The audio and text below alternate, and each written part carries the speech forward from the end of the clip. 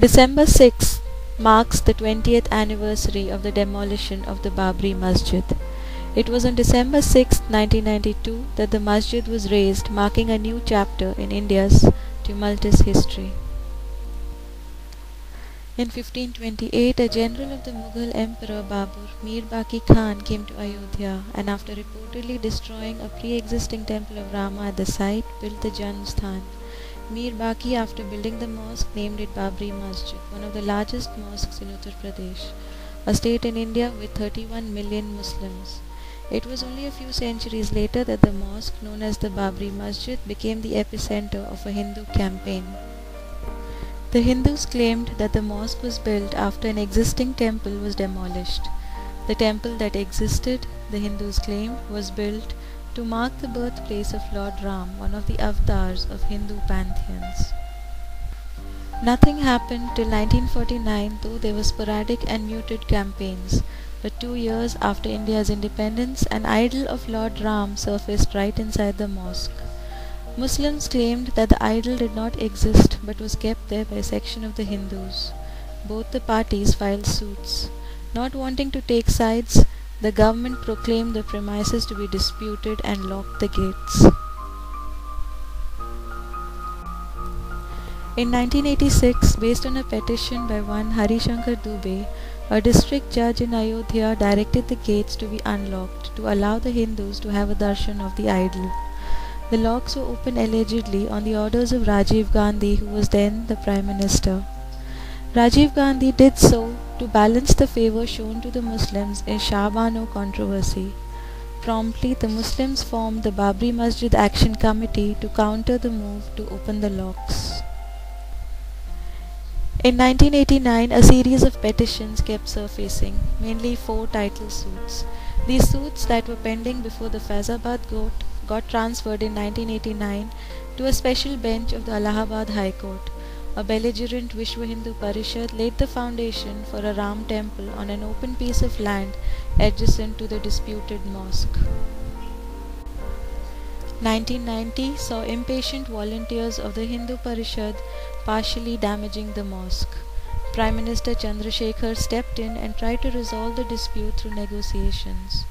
The VHP and the Babri Masjid Action Committee found no meeting grounds and the talks eventually ended in failure.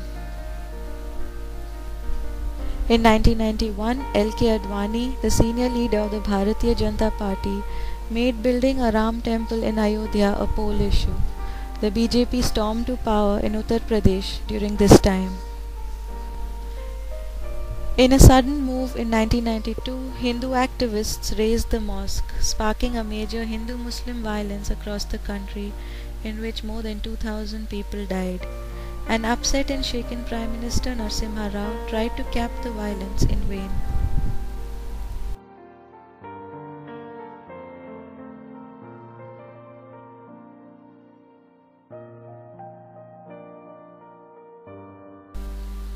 Hardliners in the VHP set March 15th as a deadline for the start of construction of a temple on the Ayodhya site.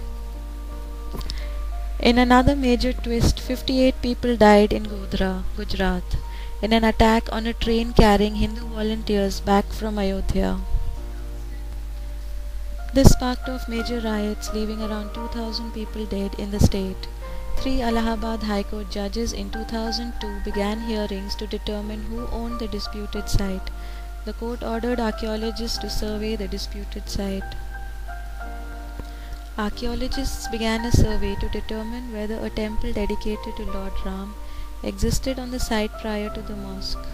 The Archaeological Survey of India came to the conclusion that there was evidence that a temple indeed existed beneath the mosque.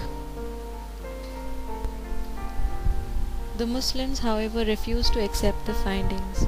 A court ruled that 7 Hindu leaders should face trial for inciting VHP volunteers to raise the Babri Masjid. However, no charges were brought against Advani, the Deputy Prime Minister, who was also present at the site in 1992.